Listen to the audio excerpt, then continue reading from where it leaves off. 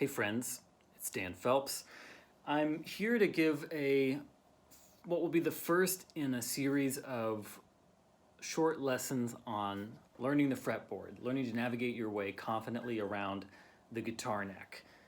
So stay tuned for that. We're going to get to that here in just a moment. But first I wanted to say it's been a little bit since I've shown up here on YouTube. Honestly, there's so much going on for me right now that video production and editing has kind of been low on the list of things that I need to get to. But I really appreciate everybody who has subscribed to my channel, everyone who shows up here in comments. It doesn't go unnoticed. And I wanted to start this series on learning the guitar neck, mapping the fretboard, knowing your way around the instrument in a more substantial way. So that's why I'm shooting this on my iPhone right now, coming to you in all of this lo-fi glory, because I feel like this is going to be a really important series of lessons for a lot of players who, like me, didn't go to school for music, maybe didn't learn the guitar in a systematic way.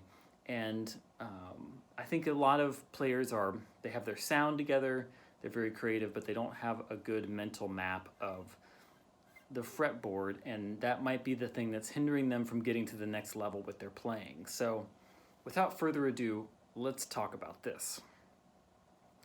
So I teach a lot of players who are very creative and operating at a fairly high level in terms of sound and touch, but they haven't kind of got that full view of the fretboard in their brains yet. And if you kind of think about the guitar as just a series of discrete string and fret positions, depending on how many frets you have on your instrument, there could be 130 to 150 discrete fret positions, like B string at the 14th fret or something like that. Now, for my brain, that's too many things to remember. I'm kind of the person who, my brain goes 1, 2, 3 lots. That's about my capacity. So I like to try to be economical with my brain power, or lazy, depending on how you look at it. And I find an anchor on the fretboard that kind of gives me a reference for how everything else lays out or relates back to that anchor. And so my suggestion to you is to just think about memorizing the notes on the E and the A string, the low E and the A string. And I bet most of you are, if not already there, very close, because one of the first things that we learn on the guitar are E-shaped bar chords and A-shaped bar chords.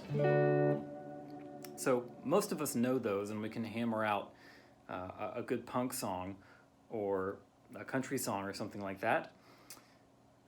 So that's a great place to start, and I'll tell you why I think of it that way. Because if you go to, let's say, any note on the E string, we'll just pick A here at the 5th fret of the E string, you probably know how to find the next octave up from there, but in case you don't, no shame in that game.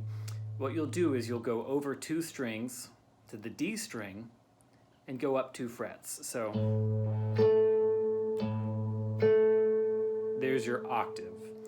Now, to find the next octave up from here, you'll go over 2 strings to the B string, but because of the guitar's unique tuning, you'll go up 3 frets from here. So if you think about this being A on the low E string, and these being octaves of A,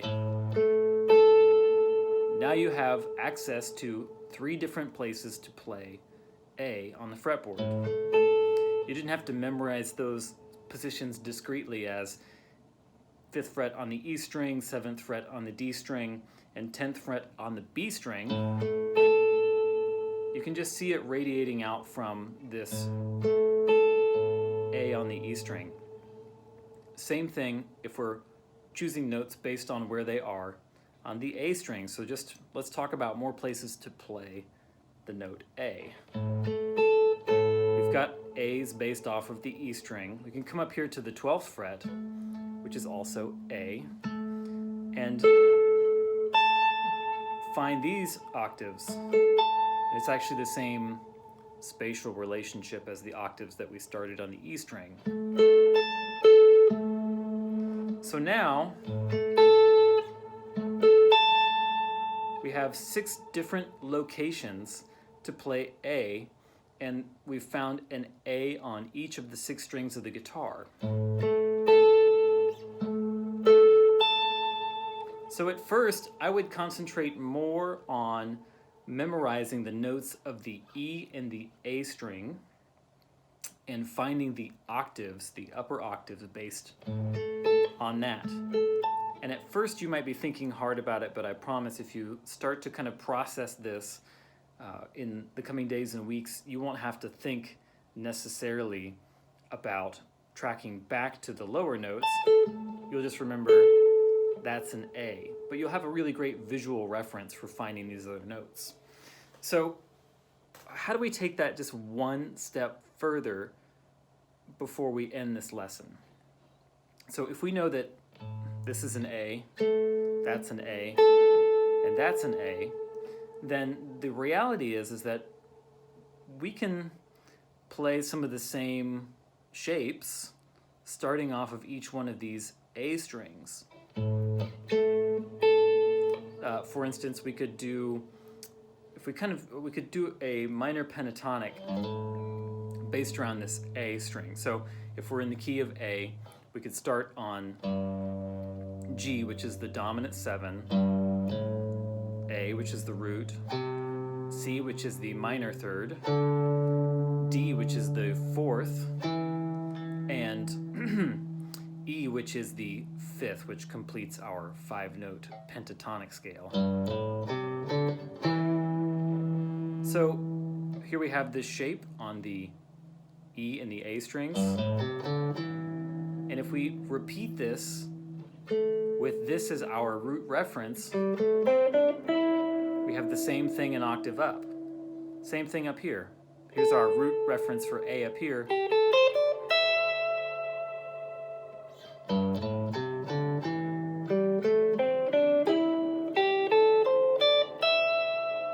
It's a different way of playing the minor pentatonic scale that you might be more familiar with, this box shape.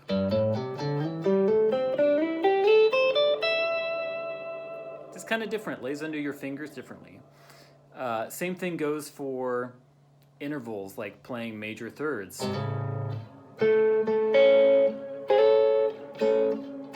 If you know where these roots are, you keep the fret relationship between these two notes the same.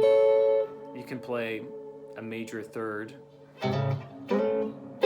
with A as the root in 3 different locations. You can do the same thing up here. It's a little different when you get to this octave,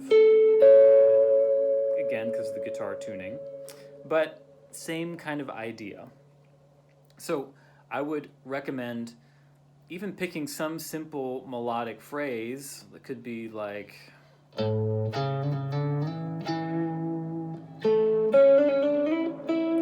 moving it up through the octaves and kind of getting this sort of little matrix of notes in your brain as a way of kind of demystifying where you are on the guitar, because many players get pretty far in their guitar playing experience, in their guitar playing life, without learning to break out of scale-based boxes or certain moves that they have on the instrument and comfortably playing all over. And this is a great way to begin to do that. Locate these octaves and begin to explore playing melodic phrases based off of that, and see how there actually is a bit of logic to how the notes lay out on the guitar neck.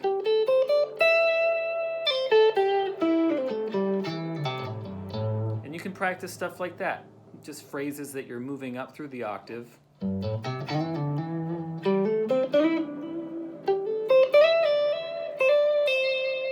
And it'll get you playing in a different way, and you'll start to develop a relationship to the fretboard as a whole.